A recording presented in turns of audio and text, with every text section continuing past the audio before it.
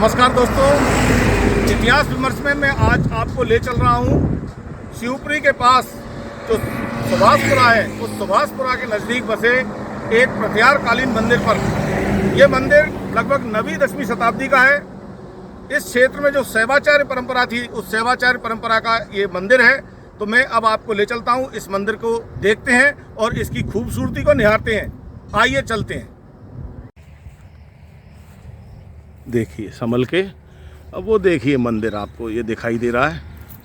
यही वो मंदिर है जिस पर आज हम चलने वाले हैं। ज़रा थोड़ी सावधानी रखनी पड़ेगी, नीचे काफ़ी कीचड़ और गंदा रास्ता है, नज़र नहीं हटानी है, सावधानी से हमें बढ़ते जाना है, पैर जमा के और बढ़ना है। इस मंदिर पर अभी हम पहुंच के कुछ चर्चा करेंगे। आइए। और अब हम आ पहुंचे हैं इस मंदिर पर। बहुत छोटा सा ये मंदिर है और अब काफ़ी भग्न अवस्था में है। इसका ऊपर का शिखर नहीं है। इसकी भव्यता इसके ये पिलर बताते हैं। लगभग 2.5 फुट ऊंची ये जगती है। इस मंदिर का जो टोटल हाइट है वो लगभग 12 से 13 फुट की है।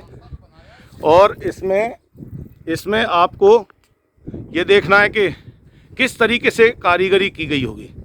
इस मंदिर को जो निर्माण किया गया है, मैं इसके चारों तरफ आपको पहले ले चलता हूँ। हम पहले इसके फ्रंट में जाएंगे। ये इसका अंतराल मंडप है। ये देखिए आप, मंदिर का अंतराल मंडप है। और अंतराल मंडप के साथ ये इसका गर्भगृह है, जहाँ बड़ी सी शिव प्रतिमा, शिवलिंग अभी है। पहले यहाँ पूरा शिव पंचायत थी। ये जलहरी के लिए स्थान है। और यहाँ ये इसकी जो विशेषता है वो मैं आपको बताना चाहूँगा। ये इस इलाके में जो वीणाधारी शिव की प्रतिमा मिलती है सबसे पहले, ये इसके मुख भाग पर, इसके ललाट पर ऊपर वीणाधारी शिव की प्रतिमा है। चारों तरफ ये अंकन आपको मिलेंगे। शैवाचार मत मयूर शाखा द्वारा इस मंदिर को बनवाया गया है। ये शैव परंपरा वाला एक क्षेत्र रहा है। किसी समय आसपास यहाँ शैव मठ थे। ये पूरा क्षेत्र जो है, ये देखिए, मैं आपको ये मंदिर की ऊपर की इसकी वो दिखा रहा हूँ, किस तरह छत इसकी रखी हुई है। बाद में कुछ पट्टियाँ एक्स्ट्रा रखी हुई हैं। और ये आप देखेंगे, इसमें पंचद्वार शाखा में ये मंदिर है। इसमें गर्भगृह, अंतराल और मंडप है। कुछ लोगों ने यहाँ अभी बल्ब वगैरह लगाया है, अर्थात वो पूजा पाठ के लिए आते रहेंगे नज़दीक के लोग। और अब हम इस मंदिर के चारों तरफ देखेंगे। आइए चलते हैं।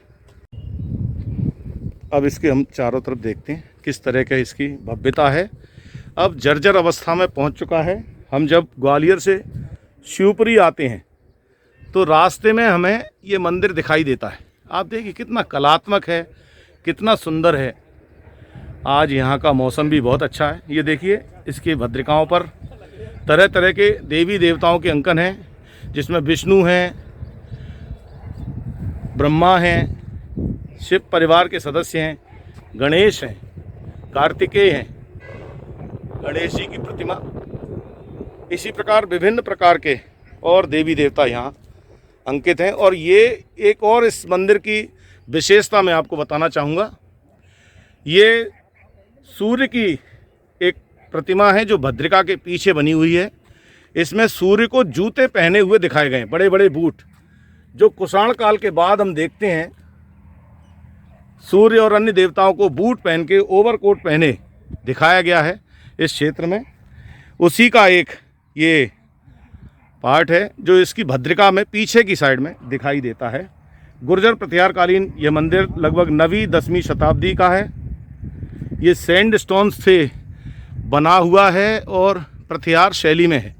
और यहाँ देखेंगे आप, जो उत्सव का माहौल जो रहता है, उस उत्सव के माहौल को दिखाने का प्रयास भी कलाकार ने इसमें किया है। देखिए, ये ढोल बजाते हुए, नाचते हुए प्रेक्षणिकाओं पर आप देखिए।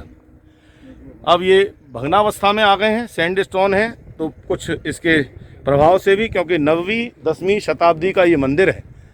और इसमें हम देखेंगे ये शिव की एक और प्रतिमा जो ऊपर है। साथ ही साथ मैं ये और बताना चाहूँगा कि जो शैवाचार मत मयूर शाखा के द्वारा इसे बनवाया गया था, वह यहाँ के आसपास के इलाके में बहुत पहले किसी समय ज़्यादा प्रभावी रही होगी। इस मंदिर के कुछ भग्न भाग हैं वो यहाँ आपको देखने को मिल सकते हैं। ये देखिए, आपको ये दूर ये इस तरीके से यहाँ आपको काफ़ी मिलेंगे। निश्चित रूप से नज़दीक में भी कोई और मंदिर रहा होगा, उसकी ऊंची जगती प्लेटफॉर्म हमें दिखाई दे रहा है। और जो मंदिर का स्वरूप है वो प्रतिहार कालीन परंपरा के आधार पर ही है। तो इस प्रकार से आज हम इस मंदिर को देख रहे हैं। मुझे विश्वास है आपको ये जानकारी अच्छी लगी होगी, और आप जब भी कभी शिवपुरी आएंगे तो इस मंदिर को, यदि आप अपने निजी वाहन से आ रहे हैं, तो एक बार अवश्य देखें, कि इस तरह की जो कला कौशल है हमारे प्राचीन भारत के गौरव को बताती है। यह मंदिर ASI द्वारा प्रोटेक्टेड है, और ये देखिए यहाँ बहुत शानदार इसका ये आमलक ऊपर देखिए, तो ये बहुत ही शानदार एक स्थापत्य का नमूना है प्रतिहार कालीन। देखिए साथियों, शिव को हम पशुपति के नाम से भी जानते हैं, पशुपतिनाथ। इनके गर्भगृह के मुख द्वार पर ये हाथी और घोड़े का अंकन ये मिलता है, जो इनके पशुपति होने का, पशुओं का संरक्षण करने वाले देवता के रूप में भी मिलता है। देखिए साथियों, मैं एक चीज़ और आपको बताऊंगा। आजकल आप टीवी पे देख रहे होंगे, काशी विश्वनाथ से संबंधित जो ज्ञानवापी मस्जिद के संदर्भ में चर्चा है, जो वर्तमान में कोर्ट में भी है वो मामला। इसमें शिवलिंग के ऊपर उसी प्रकार का एक ऊंचाई सी देखने को मिलती है, जैसे कुछ लोग फव्वारा कह रहे थे, तो वो फव्वारा नहीं हो सकता, क्योंकि इस प्रकार के मूर्तियों का निर्माण भारत में प्रारंभ से रहा है। और 9वीं 10वीं शताब्दी का ये जो शिवलिंग है प्रतिहार कालीन, वो इस बात का प्रमाण है कि निश्चित रूप से पहले से ही शिवलिंग में इस प्रकार की व्यवस्था रही है, जो जलधारी को भी दर्शाती है, शिव के जटाजूट को भी प्रदर्शित करती है। क्योंकि शिवलिंग का जो मतलब ही ये है कि संपूर्ण शिव, जिसमें संपूर्ण शिव समामान है, समाहित है, वह शिवलिंग।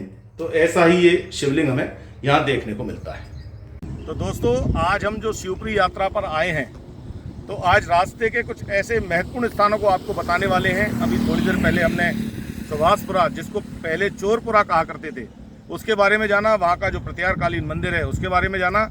अब मैं आपको आज यात्रा कराऊंगा इस रेस्ट हाउस की। ये पीछे आप मेरे देख रहे हैं रेस्ट हाउस है, ये सिंधिया कालीन रेस्ट हाउस है।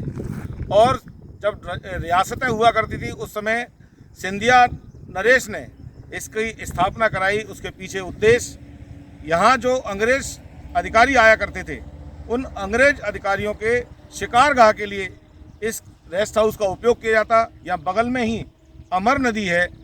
हम जब वहाँ से सुभाषपुरा से चलते हैं तो पहला टोल नाका जो हमें मिलता है, उस टोल नाके से 1 किलोमीटर आगे हमें ये रेस्ट हाउस मिलता है। आइए मैं आपको इस रेस्ट हाउस की कुछ खास बातों के बारे में बात करता हूँ और दिखाता हूँ। आइए चलते हैं अंदर। आज इस रेस्ट हाउस के अंदर चलकर हम देखते हैं। अब ये बंद है, अब यहाँ कोई रुकता नहीं है, आता जाता नहीं है, बहुत कम लोग आते हैं। सिंधिया रियासत का ये रेस्ट हाउस है। यहाँ जो अंग्रेज़ों के मझोले क्रम के जो अधिकारी हुआ करते थे, उनके लिए रुकने की व्यवस्था यहाँ की जाती थी। थोड़ा सावधानी से आप आएँ, ये देखिए आप। और जो बड़े अधिकारी थे वो जॉर्ज केसर कोठी, जो माधव नेशनल पार्क में है, वहाँ रुकते थे, जहाँ बगल में साक्ष्य सागर एक छोटा सा तालाब है, उस तालाब में भी रुकते थे। और हम इसके अंदर थोड़ा सा प्रवेश करने की कोशिश करेंगे, अंदर जाने की कोशिश करेंगे, देखेंगे कि अंदर क्या है। थोड़ा सावधानी ज़रूर रखें, क्योंकि सावधानी बहुत ज़रूरी है। ये हम अंदर प्रवेश करते हैं और ये देखिए आप, ये रेस्ट हाउस का पूरा डिजाइन है। 2 मंजिला ये रेस्ट हाउस है। किसी समय बड़ा भव्य रहा, बाद में ये मध्य प्रदेश शासन के अंतर्गत भी आया। पीडब्ल्यूडी विभाग ने इसको अपने अधीन में किया। वर्तमान में अब ये जीर्ण शीर्ण अवस्था में है, इसलिए अब ये बंद है। और ये बगल से इसमें जाने का रास्ता है। हम यहाँ देखेंगे अंग्रेज़ अधिकारियों के लिए जो व्यवस्था करने के लिए, ये आप देख रहे हैं, ये सर्वेंट क्वार्टर है। ये सर्वेंट क्वार्टर भी यहाँ बनाए गए थे, जिससे जो अधिकारी यहाँ आएँ उनकी किसी भी प्रकार की तीमारदारी में कोई परेशानी नहीं आए। मेन हाईवे जो है आगरा बॉम्बे रोड, वो उसके बिल्कुल नज़दीक है, उसी से ठीक लगा हुआ। अभी हम गेट पे जो आपसे चर्चा कर रहे थे, ये आगरा बॉम्बे रोड है, नेशनल हाईवे है, जो यहाँ से ठीक सामने से गुजरा है। सामने विहंगम दृश्य जो हरियाली का है। इसी के पास एक नदी जो थी, अमर नदी, उस अमर नदी में ये जो शिकार किया करते थे जानवर, पानी पीने आते थे तो अंग्रेज़ अधिकारी उनका शिकार करते थे। इस प्रकार यहाँ वे रुकते थे और समय व्यतीत करते थे। अभी आप ये देख रहे हैं, ये एक बहुत बड़ा प्लेटफॉर्म है, चबूतरा है। ये भी उसी समय का बना हुआ है। और इस चबूतरे का उपयोग निश्चित रूप से उस समय जो अंग्रेज़ अधिकारी यहाँ रुका करते थे, उनके मनोरंजन के लिए नृत्यांगना इत्यादि आती होंगी, जो इस चबूतरे के माध्यम से अपना अभिनय, नृत्य इत्यादि प्रस्तुत करते होंगे। 2 साइड से जैसे हम अलग स्टेज देखते हैं, इस साइड ये सीढ़ियाँ हैं और आप देखेंगे दूसरी साइड ये सीढ़ियाँ हैं। सामने से ये सीढ़ियाँ बनी हुई हैं। आसपास इस समय काफ़ी झाड़ी हैं, झाड़ जंकाड़ हैं, क्योंकि यहाँ अब कोई रहता नहीं। इसी के पीछे एक विशाल नदी हुआ करती थी। ये आदिवासी क्षेत्र है। आदिवासी लोग जानवरों को हाका करते थे। जानवर भाग के जब नदी की तरफ आते थे, तब अंग्रेज़ अधिकारी उनका शिकार किया करते थे। ये देखिए आप, बड़ा विहंगम दृश्य। और इस कोठी के पीछे का ये जो रेस्ट हाउस है, इसके पीछे का ये माहौल देखिए आप। ये देखिए डबल स्टोरी, जिसमें ऊपर जैसे हम वर्तमान में पेंट हाउस देखते हैं, उसी प्रकार का एक प्रारंभ में प्राचीन निर्माण जो आधुनिक भारत के संदर्भ में देखा जा सकता है। ये यहाँ सिंधिया शासकों द्वारा कराया गया था। उनकी, जैसे कि हम सभी जानते हैं कि ग्रीष्मकालीन सिंधिया शासकों की जो राजधानी हुआ करती थी शिवपुरी, तो अधिकारी लोग उनसे मिलने, रियासत का भ्रमण करने और अन्य वसूली के लिए, जो टैक्स वसूली होती थी उसके लिए वो यहाँ आते थे। ये सामने सर्वेंट क्वार्टर है, जो इस रेस्ट हाउस की व्यवस्था के लिए, लोगों के लिए था। मैं इसके अंदर लेके चलता हूँ। पीछे का भाग है ये रेस्ट हाउस का। ये यहाँ हम देखेंगे, ये सीढ़ियाँ हैं, ये हम चल रहे हैं। ये एक पोर्च है। अब इसकी दीवार थोड़ी सी, छत जो है डैमेज हुई है, तो एक लकड़ी का सहारा इसमें दिया गया है। ऐसे कमरे हैं। इस कमरे की मैं एक आपको झलक दिखाना चाहूँगा। ये कमरा है। इस प्रकार के रूम यहाँ हुआ करते थे। अब ये खाली है। ये देखिए आप, ये रूम है। ये हम बिल्कुल बाहरी उसमें आ चुके हैं। अब यहाँ कोई रुकता नहीं है, कोई रहता नहीं है, जीर्ण शीर्ण अवस्था में है।